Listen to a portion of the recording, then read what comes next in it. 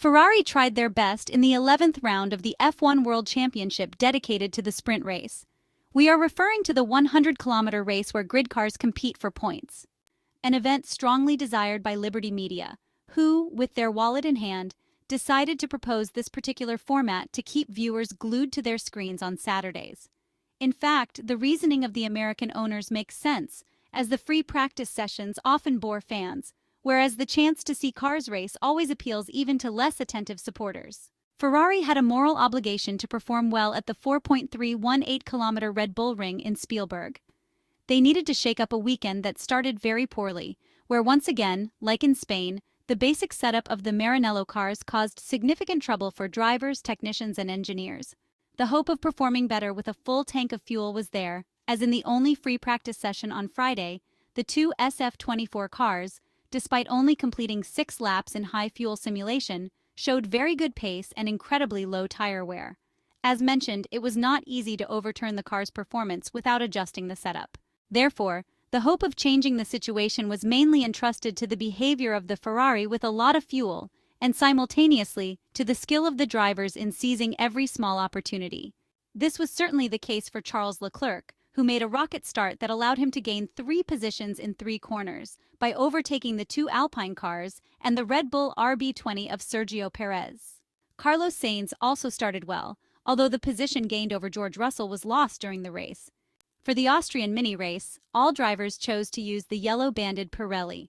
The medium tire undoubtedly stands out as the best compound that can satisfy the compromise required by the sprint durability as well as performance. In the initial laps, the McLaren cars showed very good pace.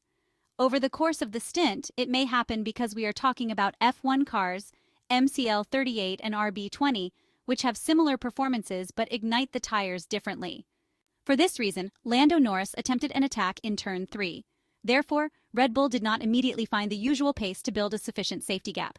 Max Verstappen was thus forced to defend himself by staying out of Lando Norris's DRS zone, a factor that forced the Dutchman to use extra power on the straights. This aspect is related to the power unit, which led to clipping at the end of the straights. Once the world champion brought the Red Bull tires up to temperature, he began to pull away from the 2 McLarens, which in fact had a slightly slower absolute pace than the Austrian car in the hands of the Dutchman. For Ferrari, it was a one-way race. Without a pace superior to the frontrunners and starting from the back, it was difficult for the Italian cars to achieve a better result. The 2 SF-24 cars were forced to perform a lot of lift and coast, not to mention the headache regarding the braking system. The disc temperatures were too high, and managing them meant limiting performance during braking. To get the tires to work properly, the Ferrari team tried various changes of the settings. We refer to the mid-corner differential and braking balance.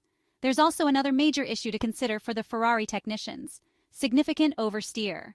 The rear lightened under certain conditions, causing excess rotation on corner exits just when a car needs to open, not close, the racing line. The lack of rear load could cause problems tomorrow when there are many more laps. Rear tires that could struggle in traction points, generating wheel spin, a phenomenon that raises temperatures on the rear end. The pace set by the top 3 was unsustainable for Carlos Sainz, who, as we could see from the telemetry data, was losing about 0.4 seconds per lap compared to the world champion.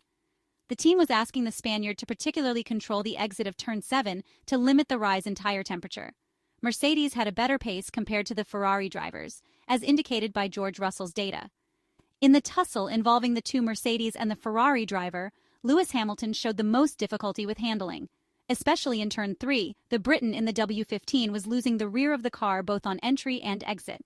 Lewis couldn't maximize traction in turn 3 due to the tires being outside the optimal operating window. Furthermore, the communications from the pit indicated to the 7-time world champion that the main loss compared to Carlos Sainz was in turn 9. Charles Leclerc, after an excellent start that allowed him to gain 3 positions, was slower compared to his future Ferrari teammate. Losing 1/10 of a second per lap due to brake problems never allowed the Monegasque to make a real attempt to attack the Briton. After managing to close in on the trio ahead, the Maranello team requested him to manage the tires and perform lift and coast, which again widened the gap to Lewis Hamilton, relegating Charles Leclerc to 7th position. Looking back on how the Austrian Sprint unfolded for our rivals that could fight for the race win, Max Verstappen came under attack from Lando Norris at turn 3 on lap 4 due to clipping from his Honda engine. The Dutchman did not close the door on the McLaren, But Lando Norris, leading, was not skillful in closing the door on the Dutchman towards turn 4, and the sniper struck him inexorably, dragging Oscar Piastri along, who seized the opportunity to overtake his teammate. The championship leader then controlled the two papaya cars before gradually extending his lead over the pursuers, eventually gaining a 4.6-second advantage over the Australian. Max celebrated his 5th consecutive win in the sprint race, bringing his Saturday victories to 10. The Red Bull's pace was significantly superior to the McLaren, returning the RB20 to the technical pinnacle of F1, even though it is difficult to separate the merits between the top driver and the car, which is impressive in the final corners. The defeated one is Lando Norris, as in Spain. The Englishman from the front row attacked Verstappen, but then failed to manage the lead, making a misjudgment that allowed the Red Bull to regain the front.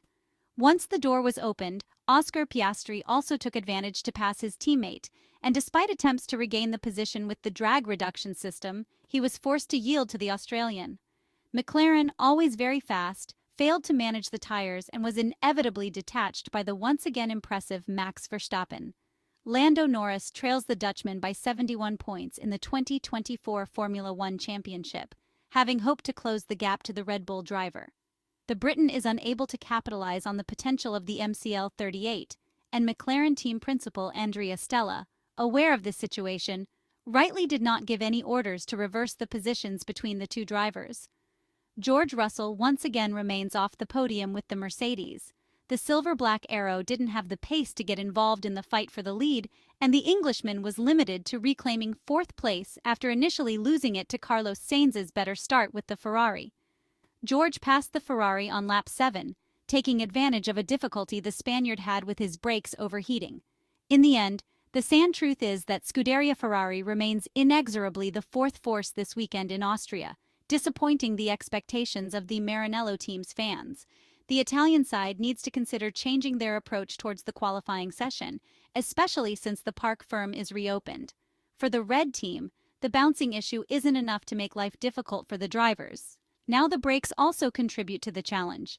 Sergio Perez was 8th with the second Red Bull RB20 single-seater, and it is clear that a single championship point can't make a lackluster race positive for the Mexican, who once again underperformed massively given the potential of his car. What can be considered positive instead is the performance of Kevin Magnussen, who finished 9th with Haas ahead of Lance Stroll, with Aston Martin, and the two Alpines of Esteban Ocon and Pierre Gasly. The Canadian of the Aston Martin team is doing his best, while Fernando Alonso seems to have entered a rough patch, demotivated for a few races, now given the pace and performance of his car.